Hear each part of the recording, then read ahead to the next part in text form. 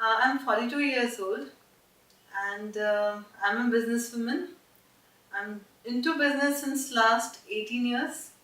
So I had a boutique. I was running a boutique for 14 years with my catering business. I'm 60 now and I'm a career oriented woman. I started my career in 1979 and till today I'm working as a beauty therapist, esthetician.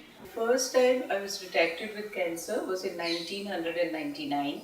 I had breast cancer, the left side, and when I was detected and when the doctor checked it, no, he felt that it was pretty advanced. So it was like जैसे पैरों के नीचे से जमीन निकलती है. So a very big shock because I think the name itself it actually आपको डरा देता है. My biggest fear was my family and my husband, because I know he's very soft, so I didn't want to make him feel, upset about and the children and all. Because the moment they got to know, I saw everybody's eyes. I didn't tell my daughter for 2 days. I said, "Abhi report आई नहीं है." But finally, she landed in Ahmedabad, and from the airport, she said, "Now you have to tell me because you are visiting Dr. Vijay." હું પ્રજ્ઞા શાહ આજથી 15 વર્ષ પહેલાં cancer patient બની હતી. આજે cancer winner છું.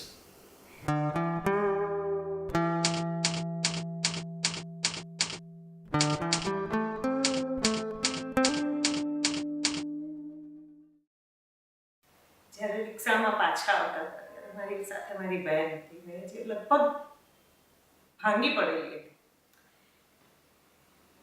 અને મનની અંદર વિચારો શરૂ થયા કે ઘરે જઈશ ત્યારે મારા કરતાં પણ મારો પરિવારની શું સ્થિતિ થશે. When she came to know, she had broken down. When I came home from Dr. Vijay, she was sitting on the stairs in my house.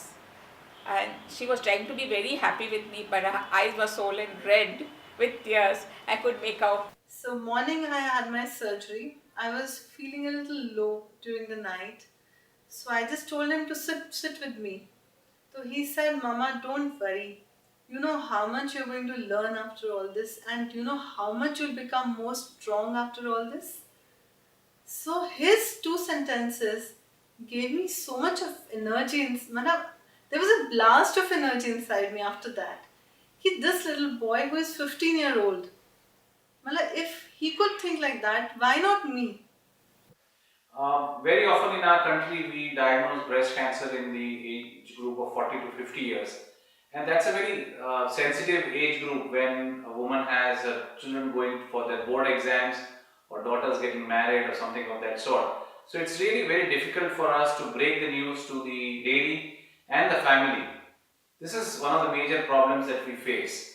Like one thing that I saw was that whenever we went out or some relatives came, they would always, or some friends came, they would talk about how she was dealing with it, what was happening, what was the reaction of the medicine. I think that's the conversation one should avoid the most, because why do you want to keep reminding the person again and again what they're going through? My son, in fact, was very supportive because he went online, checked out everything of what cancer is. We both used to study. We used to see what the cancer pros and cons, this, that. He also arranged for me some after surgery. He requested doctor that because I'm professional, I should go ahead with some plastic surgery and support, so that I don't look myself also. I don't feel that my breast is not there or I'm operated or anything. And he was very practical, and I think because of him only I was more practical and very strong. My son went one day to the barber's shop and got himself his hair cut. No, he was a completely shaven man when he came home. And he said, "Look, Mom, I don't want you to cover your head because you look beautiful as you are, and I'm going to be with you with a bald head." All her friends from Bombay had come for my surgery. Then one of her friends had told me, as soon as she came to know, she had broken down completely. So auntie, we had to comfort her. And we knew that she's the only child, so if she, how much uncle will run out for anything if it's required. So she was, all her friends were there and she was there, and she was really a big support. She though didn't want to go back to Bombay. I had to push her out. I said, no, this is, you have to go. I have to manage myself and I will manage it very well. એક અદ્રશ્ય આત્મબળ જે પ્રજ્વલિત છે મારા નાભી કમળમાં એ સતત પ્રેરણા આપી રહ્યું છે. ના હિંમત નહીં થવાની. એક અદ્રશ્ય સંકલ્પ શક્તિનો સ્ત્રોત વહી રહ્યો છે ધીમે ધીમે. વિશ્વાસના ઓલવાતા દીવડામાં દિવેલ બની પુરાઈ જાય છે અને આશાનું કિરણ વાટ બની પ્રજ્વલિત થઈ રહ્યું છે. આતે કેવી કાળ ખોલી. But that time I had already learned how to crochet. So that crochet was like a meditation for me. So I would just sit and crochet, and then my hobby developed into a kind of another profession because I made this beautiful batwas, crochet batwas, crochet purses, and the bandage lady Archana, she saw them and she said, why don't you supply them to me? And so I kept on supplying to her. So this had become a great diversion for me. Because I hold one exhibition every year in July. So I start preparing for it, something new, something different. You're creating something with the color. And that color, I think, plays a very important role in anybody's illness, sickness, whatever it is. So if I was not doing anything, then I don't know where I would have landed. Every day I try just to go out or get out of the house for at least 1 hour. Whether I'm good, feeling good or bad, but I have to get out of the house. Of course, like one is not very hungry, so then you cannot eat. But that little whatever I ate, I saw, and I would force myself also that no, I have to eat for my energy.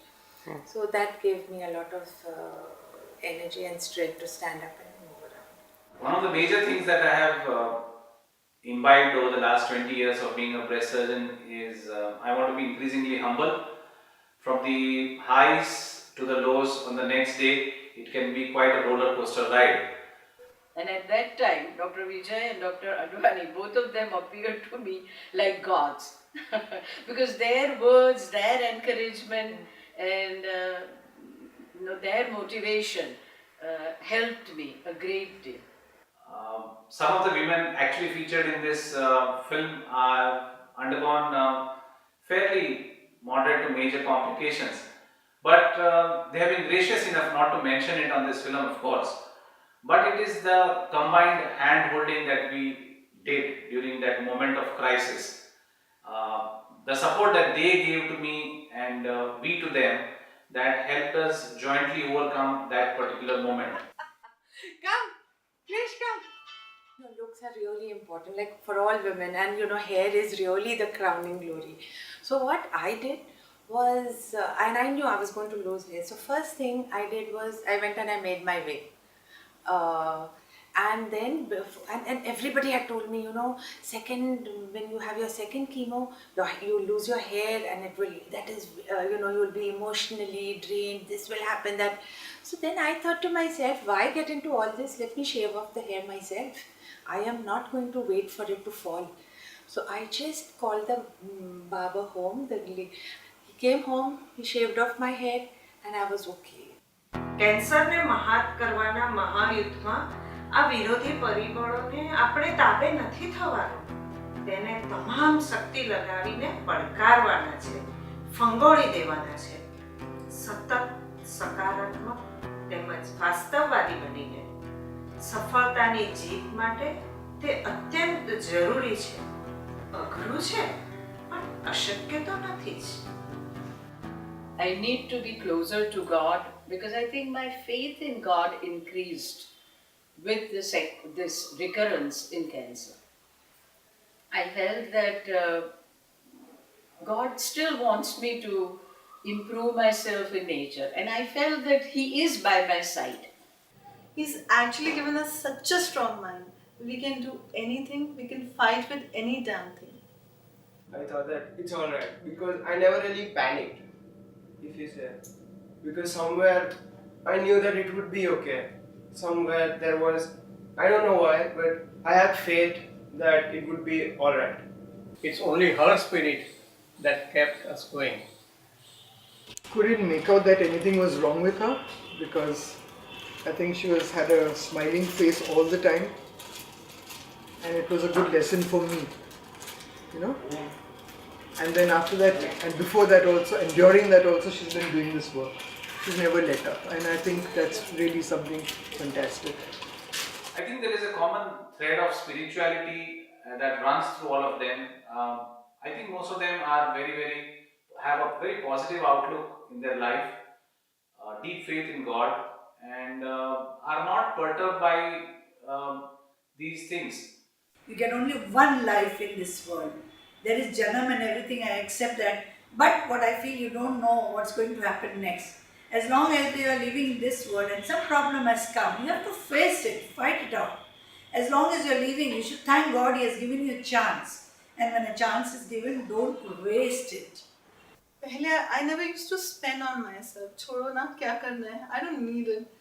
Now I think if I like it, I have to spend. Like, why just leave it for the कि बाद में कभी इसको use करेंगे and all that. Who's seen the बाद वाला thing like? Right. God is great, and have faith and things will fall in place. This is a bend, not an end. So you have to take it in your own stride, and you will get the courage. આ રોગે તો મારા ઉપર ઉપકાર કર્યો છે.